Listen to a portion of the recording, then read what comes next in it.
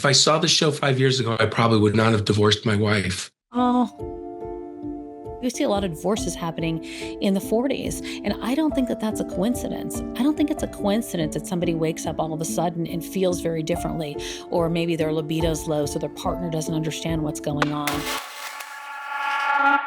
And did you know of who files for divorce? 75% of the time it's women. That's crazy. When she goes through menopause, the brain remodels itself. Then there was a theater owner who came to see the show. He saw it and he was like white as a ghost afterwards. And he's just in this stunned moment and he said, if I saw the show 5 years ago, I probably would not have divorced my wife.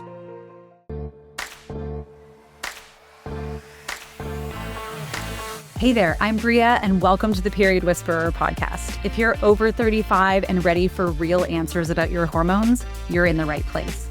Hit subscribe and stay with us. Hey there, sister. Welcome back to the Period Whisperer podcast. I'm Bria Gadd, functional diagnostic nutrition practitioner, certified health coach, and creator of Midlife Mojo, where we help women stop guessing, start understanding their bodies, and finally feel like themselves again. So today we're talking about something that I think is exciting. I am literally fresh off of the plane from visiting my family, and I spent some good time, never enough time, but some good time with my sister. And my sister and I are quite close. We send each other a lot of really funny memes about, perimenopause and partnerships and stuff. And we were having dinner and noticed that my daughter, who's about to head off to college, has this little watch band on. And I think she called it, it's a bond or something. Can't remember the name, but her boyfriend has one too, and they can like tap on it, and it kind of sends a little like a message to each other, like just a little bump on their wrist. And my sister and I, April, started laughing about how funny would it be if women in perimenopause could have that to like with their partners to be like, stay away or needs more space or not right now. These things because of the breadth that sometimes we need, the space that sometimes we need. So we had a good chuckle because we're always sending each other these really funny memes that we might see on social media, really around the intolerance we start to have and in perimenopause. And so my sister is married to a man, I'm married to a woman, and I do think it spans all types of relationships with our spouses and partners, because like for my wife and I, we're both going through it right at the same time, and so our hormones are at different places at different times, which is tricky. But I also think it impacts, us as parents, us as children, us as friends, us, with our mentors or our bosses or things like that, or even the people that we manage. So I wanted to bring it to the table today, really centering, of course, around relationships of sorts. And because I think that there is something I wish every partner, daughter, son, coworker, boss, person that you manage and best friend really understood. Because menopause doesn't just happen to women, right? It happens to relationships. Maybe you have even found yourself like snapping over something that normally wouldn't bother you. I'm going to raise my hand here for that. Maybe your partner has asked, why are you so angry lately? Or do you have your period, which is maddening and makes me want to spew fire? Or maybe you've caught yourself thinking, I don't even recognize myself anymore. Or I think one of my favorite things is, if everyone else is being annoying, what's the common denominator? Insert, is it Blake Sheldon's like point finger from The Voice at himself there? I don't know if you've ever seen The Voice, but I always think about that, like I'm the common denominator. I always thought that even before Taylor Swift came out with like me, hi, I'm the problem, it's me. But even this feeling of not recognizing yourself or feeling like, oh my gosh, maybe I'm the problem, that thought alone can feel really heartbreaking. And the truth is, you're not imagining it. You're not becoming a different person, but your brain is changing in perimenopause into menopause. And I think understanding what's actually happening could save a lot of unnecessary hurt, resentment, and guilt. So today I want to walk you through 3 things I think every woman, and honestly every person who loves a woman in midlife, needs to know, because education creates empathy for us, right? And empathy is what changes our relationships. Now, before I dive in, can I ask you to imagine something? Stay with me here. I hated imagination when I was raising my kids. Loved it as a kid, but I'm going to ask you just to stay with me for a moment. Imagine if your partner knew why your patience suddenly disappeared that day. I mean, it's not always consistent, right? Like today you have not patient, tomorrow you have patience. Imagine if the people around you understood that you weren't mad at them, you were just exhausted from another night of broken, crappy sleep. Or imagine if your best friend knew why you canceled plans again, or frankly, imagine if you understood it yourself. Because so many women tell me, I feel like I'm losing my mind. But you're not. You're moving through one of the biggest neurological transitions of your life, and nobody prepared us for it. We were warned about hot flashes, maybe even weight gain, but nobody told us that our brains would change too. So, what's actually happening in the menopause brain? Let's kind of break that down a little. Most women think that estrogen is simply a reproductive hormone. It is not. Estrogen is also incredibly active inside of your brain and helps regulate communication between brain cells.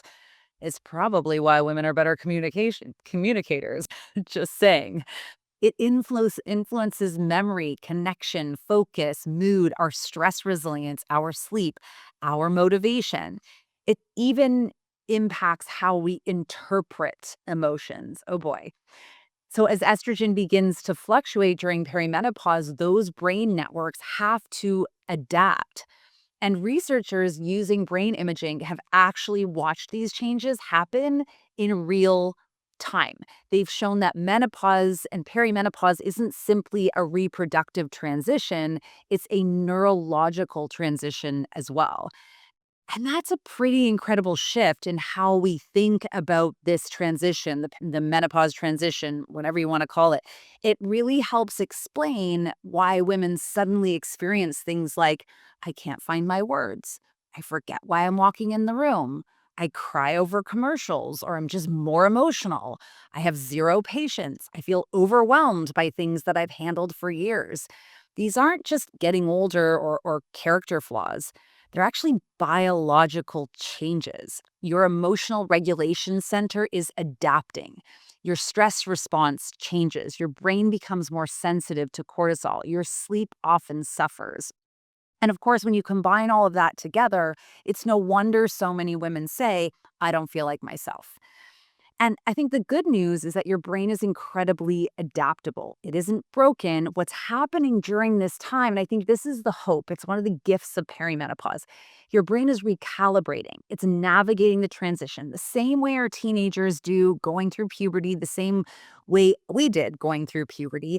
And we hold space for that. And I think we just need to hold space for ourselves and for other women and all the women that we love in our lives and going through this transition, thinking like, oh, she's just not being a you know what, or she's just cranky, or I don't want to spend time with her. Oh, she's going through an actual transition in her brain. And I think when we hold space, that can help.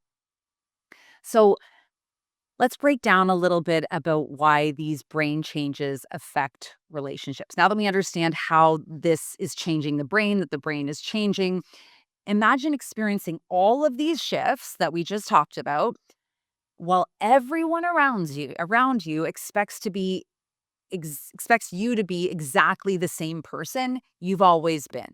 That's where relationships often begin to struggle, especially if your partner doesn't understand that these things are happening inside of you. And the only way they're going to understand is if you begin to understand, and maybe even share this podcast episode with them. Think about it like your partner starts to notice you're quieter or more emotional or more reactive. They don't know why. You don't fully know why. And suddenly, both people start creating these stories in our head. Your partner might think, oh, she's pulling away. Your kids might think mom's always cranky or upset. Your friends might think, oh, she's changed. But meanwhile, you're trying your absolute best just to juggle all of the balls and keep it all together. And one of the hardest parts of perimenopause is that so many symptoms are frankly invisible, right? Nobody sees the brain fog. Nobody feels the anxiety sitting in your chest. Nobody knows you've been awake since 3 in the morning. Nobody notices that your stress bucket has been overflowing for months. Which is why one of the things I always do, I do this inside Midlife Mojo as part of the Hormone Revival program. I do this with my private clients is I have them fill out something called a metabolic scorecard where we actually go through, I feel like it's 100 different symptoms, asking questions. And it's shocking to me how much, and I do the same thing for myself and we rank them. And it's shocking to me how often we as women don't even realize some things are happening because they're even invisible to us. Or maybe they were such a slow burn that we didn't even realize it. And when the body's going through so much stress, it's this constant like drain down on it, which is why I think the biggest perimenopause symptoms we hear about are, fatigue and, almost like crankiness, things like that, because so much is happening inside of it. So when no one is seeing these symptoms, maybe not even you sometimes, these people around us who love us, they only see your reaction, right? And I think this is when the guilt starts to set in because women often blame ourselves, right? Partners become confused, both people begin to feel disconnected. And the science actually shows that menopausal symptoms can contribute to relationship strain. Not because women suddenly become impossible to live with, not because nobody understands, or really because nobody understands what's actually happening. If we were all educated and trained, being like, oh, this is going to be a challenging time, not just she's just going to be a bitch, right? She's just going to be horrible to live with. But if we're like, oh, this is going to be a tough time for mom, or this is going to be a tough time for my partner, and I need to plan to step up or get some support during that time to best help her. Huge difference, right? In that perspective, if your partner's just like, ugh, you're horrible versus, ooh, I understand. And you have this open communication around this transition and it's impacting you. Knowledge changes everything. When blame is replaced with biology, that's when compassion has room to grow. So we understand what's happening. We understand how it's impacting our relationships. So, how do we begin to talk to our loved ones about this? How do we actually have this conversation? Well, one, you can send them this episode, of course. I think this can be helpful for people. But first, I think don't wait until you're in the middle of an argument. We always want to talk about these things, how we're feeling in a calm moment when the person has the space and capacity. Because no matter who you're partnered up with right now, if they're anywhere in your age box, chances are they're also carrying a lot, even if they're not going through a hormonal transition. So we always want to make sure it's like, can we have a conversation? Can it be a gentle, calm time? Do you have the capacity for this right now? I think that's really, really important. Or when will you? Secondly, describe what's happening, right? Instead of apologizing over and over, try saying something like, I'm noticing my hormones are affecting my stress tolerance and my memory right now. I'm working on it, but I need you to understand this isn't something that I'm choosing. I think that's very different from saying, sorry, I'm just hormonal. One creates shame, right? And the other creates understanding.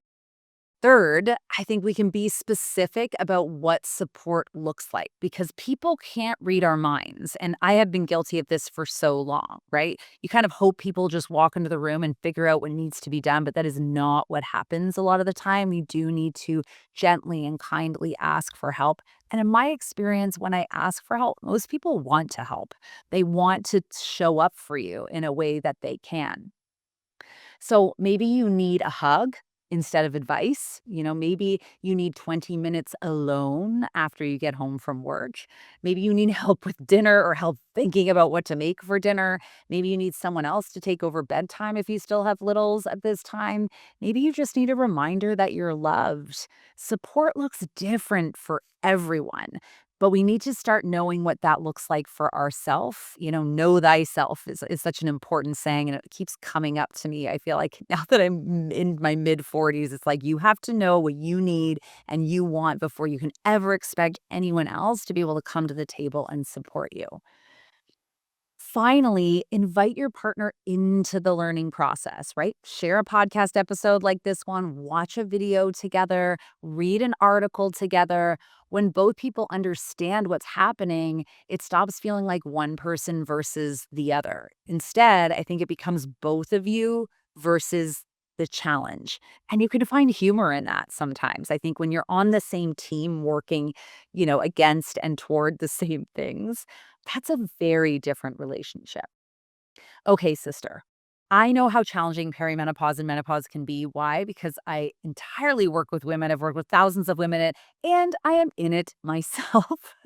I find myself challenging at times. I truly understand because the hardest part, often isn't the hot flashes or the weight gain or even the sleepless nights, although I might argue that that is one of the hardest parts.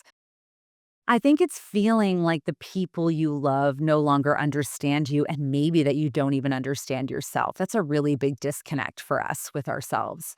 But it really doesn't have to stay that way, right? Your relationships with others and with yourself don't have to become casualties of this transition. The more we understand what's happening inside our brains, the easier it becomes to replace frustration with compassion, to replace guilt with grace, and to replace silence and anger or sadness or darkness or whatever you're feeling with honest conversations. So that reason here is exactly why I created Midlife Mojo, a place where women don't have to figure this out alone. Inside, you get trusted education, practical tools, coaching, community, and women who simply get it. Most specifically, I'm proud of a lot of things in Midlife Mojo, but I have put together my 90-day hormone revival program, which is everything that I take my private clients through with the exception of testing and lab work. That's always going to be additional, but it's this complete 90-day program to make sure your body has the foundations for healthy, happy hormones. Everything gets easier once you've done something like that. But I also love the whisper room. I think that's where we are able to get quick answers. Often we need quick answers, so we start Googling or we ask AI, and then you can just fall down a massive rabbit hole. The whisper room allows you to get like a very specific, direct, experience, science-backed answer within 10 minutes in a video. So you can like watch it, understand it, which I think is really important. So how I think Midlife Mojo does a lot of things. It gives you the answers for what you can actually do about it and how to communicate those changes with the people you love, because you deserve support. You deserve answers. If you'd like to join us inside of Midlife Mojo, you'll find the link below in the show notes. I'd absolutely love to welcome you inside. Thank you so much for spending this time with me today. If this episode made you think of a friend, a sister, or even a partner who maybe needs to hear it, please send it to them. Give them the support that they need. Help them understand you better. Listen to it again if you need more understanding and compassion for yourself. It might just become the conversation that changes everything. So remember, your body isn't betraying you. It's asking you to understand it. That is why we call it the period whisper. We need to listen to the messages from our body. Once you do, everything begins to change, and it is a practice. Now you have more information. You've got some great tools here. Take some action today, sister, and go out, be more in your life and not just less on a scale. We'll catch you in the next episode. If you're 35 plus and ready to stop guessing, start understanding your hormones, and feel your absolute best, hit subscribe. That's what we do here.